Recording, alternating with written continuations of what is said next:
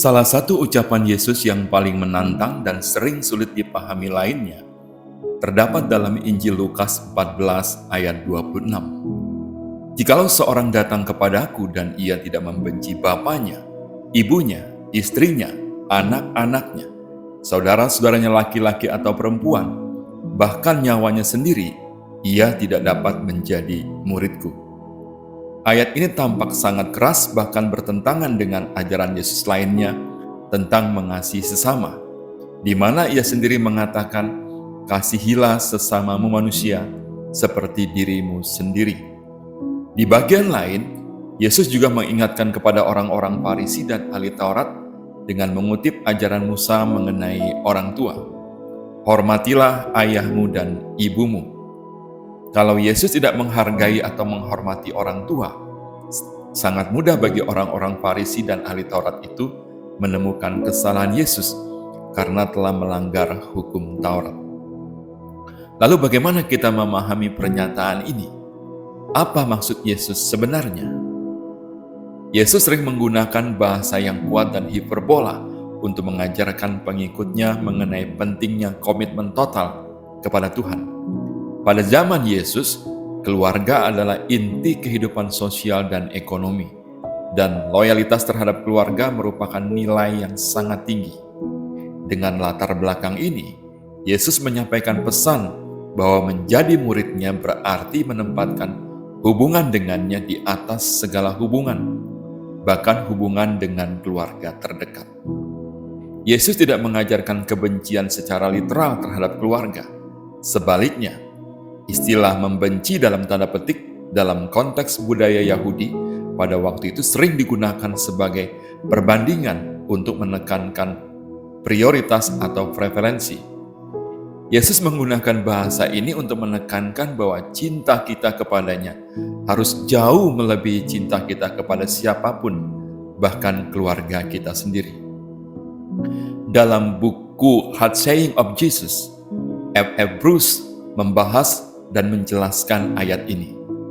Bruce menekankan bahwa kata membenci yang digunakan oleh Yesus tidak boleh dipahami secara harafiah sebagai perasaan kebencian yang sebenarnya. Yesus menggunakan pernyataan ini untuk menekankan bahwa pengikutnya harus menempatkan kasih kepadanya di atas semua hubungan lain, bahkan hubungan yang paling dekat seperti keluarga. Kasih kepada Yesus harus jauh lebih besar dibandingkan kasih kepada orang lain, termasuk keluarga.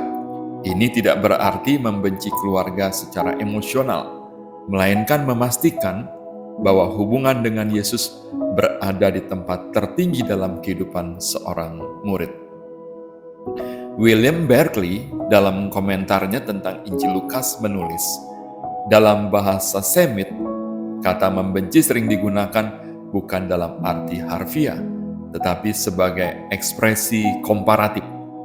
Jadi, Yesus tidak meminta kita untuk benar-benar membenci keluarga kita, tetapi untuk mencintainya dengan cara yang membuat cinta kepada orang lain tampak lebih kecil dalam perbandingan. C.S. Lewis dalam bukunya The Four Loves menyatakan bahwa segala jenis kasih yang tidak dikontrol oleh kasih kepada Allah dapat menjadi rusak. Lewis mengingatkan kita bahwa kasih kepada keluarga, jika ditempatkan di atas kasih kepada Allah, dapat menjadi berhala.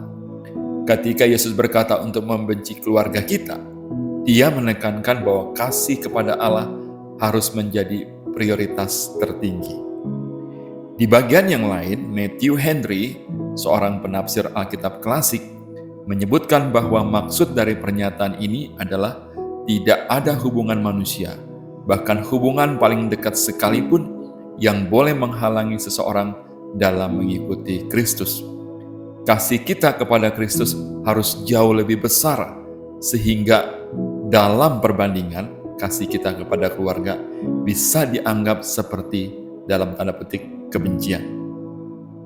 Yesus memanggil kita untuk mengikutinya dengan segenap hati, tanpa syarat.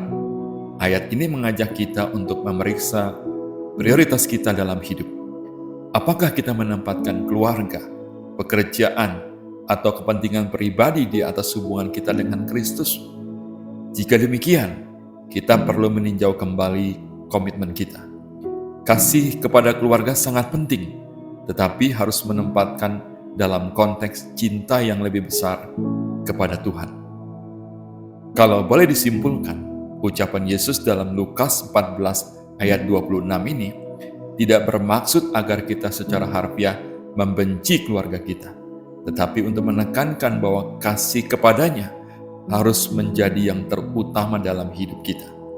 Seperti yang dijelaskan di atas tadi, kata membenci digunakan sebagai bahasa kiasan untuk menunjukkan prioritas yang jelas.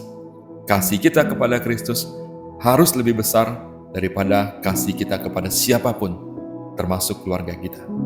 Sebagai muridnya, kita dipanggil untuk melepaskan semua hal yang dapat menghalangi kita dalam mengikutinya dengan sepenuh hati. Kiranya kita semua boleh diberkati melalui ucapan Yesus yang sulit ini. Sukacita dan damai sejahtera dari Allah Bapa, Putra dan Roh Kudus menyertai dan memberkati kita semua. Amin.